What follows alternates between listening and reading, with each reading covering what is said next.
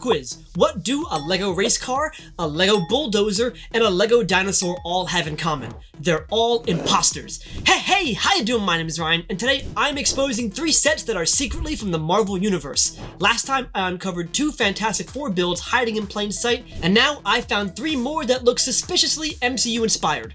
Don't believe me? Let me show you what I mean. Take the F1 Williams Racing and Haas F1 race cars. At first glance, it's just another Lego City set with a Formula 1 crossover. But Marvel fans know better, because with a few tweaks, this set can become something a lot of us have been asking for a long time. All we have to do is remove the figures. Pretty easy.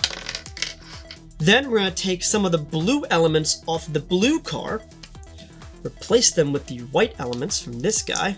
This part's going to be blue down here. Take this guy off. This guy off too. I'm going to put blue piece on here. Switch the black front. And we'll switch the red flag as well back here.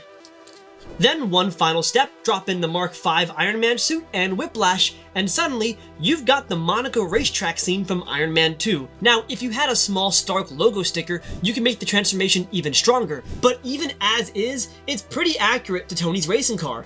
Did LEGO designers originally intend this to be an Iron Man set before the higher-up shut it down? I can't really say for sure, but considering how perfectly these 2 cars can line up to make Tony's Monaco racer, it feels a little too easy to be a coincidence. Now, the next undercover Marvel set might be a little bit tougher to spot, but I think this $14 Technic Bulldozer is hiding an MCU secret. Now, most people would look at this basic set and see just a bulldozer, but I see something a bit dumber. Or should I say, DUM-E.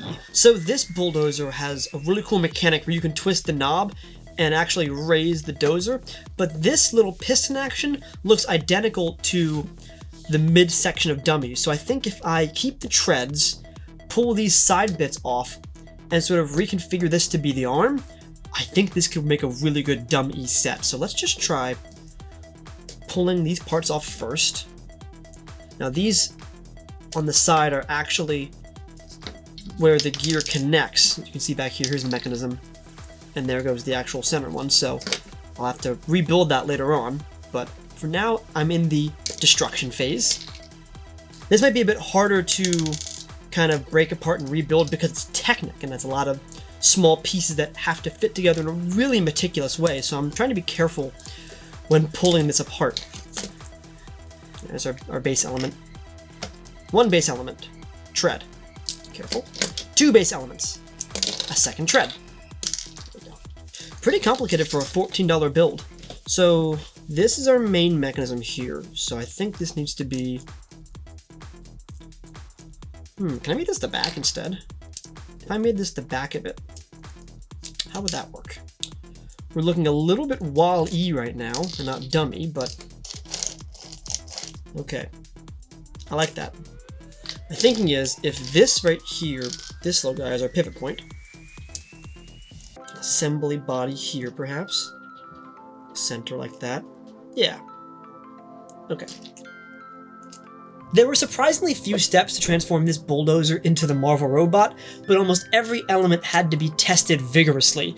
That included the lengths of DUM-E's arms, both the first and secondary part. That included the connection points for those arms to make sure it's smooth but also sturdy, and most importantly, the connection point and method of the gear to the utmost arm to make sure the movement was smooth but still firm. You move the connection too close to the pivot point and the top arm won't move that much. You move it too close to the front where the hand should be and it becomes very stiff and almost impossible to turn that dial. I was going to use the piston style build using the original bulldozer for these side arms, but then I realized I want the arm to be sturdy and the arm itself to be the part that moves. If the piston moves, well, the arm won't move as much. Then about halfway through the build, I realized I had the gear in the front of DUM-E and not the back, but this honestly works for the best because I want to have my fingers in the back to hold the DUM-E robot down and use my other hand to turn the dial in the front. That way the whole robot feels sturdy and the arm can move freely.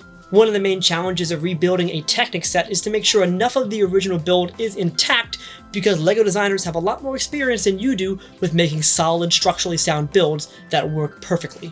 It's kind of a humbling experience, but once you swallow your pride, it becomes very satisfying and fun to make mocks. This one took a bit longer to figure out because of the moving arm mechanic, but I'm very pleased how it turned out. You actually can push and pull DUM-E by its front gear and then turn it to move the arm up, down, forward, and back. I'm very pleased with this motion. I think it looks rather smooth.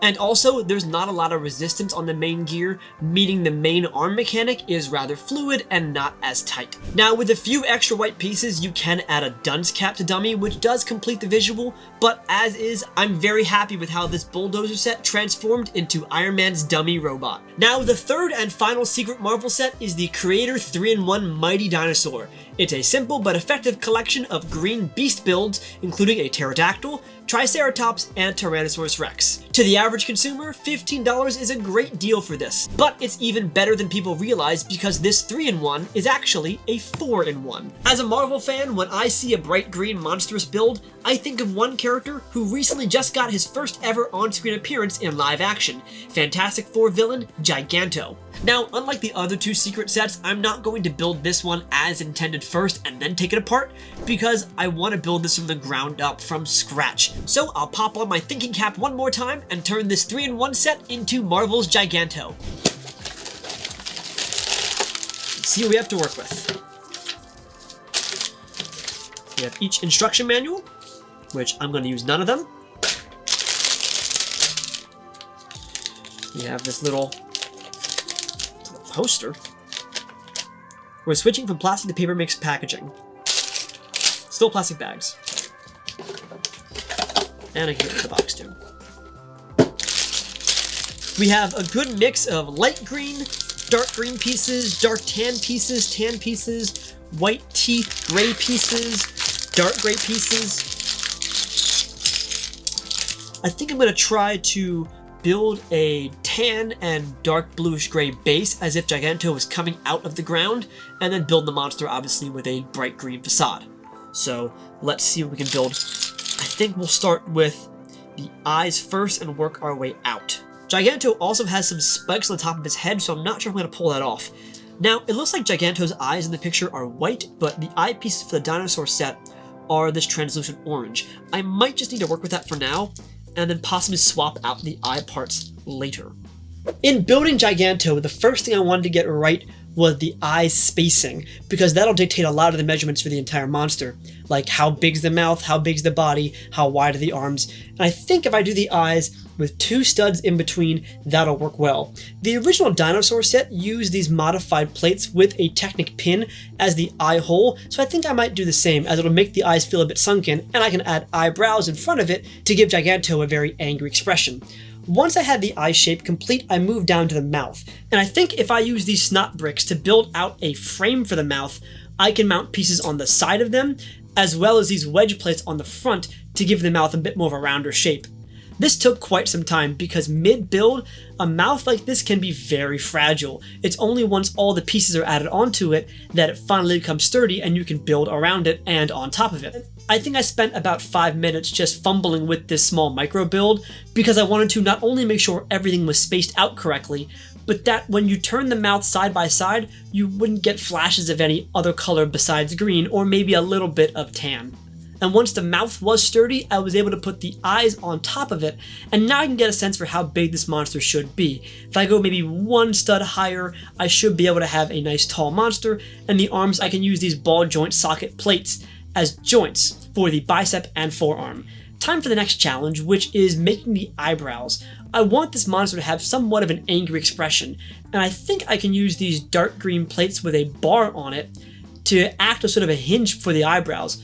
And I can use these 1x1 clip pieces in dark gray right on top of the nose, attach the eyebrows to them, and if I angle them just right, it gives the eyebrows not only a sunken look, but an angry expression.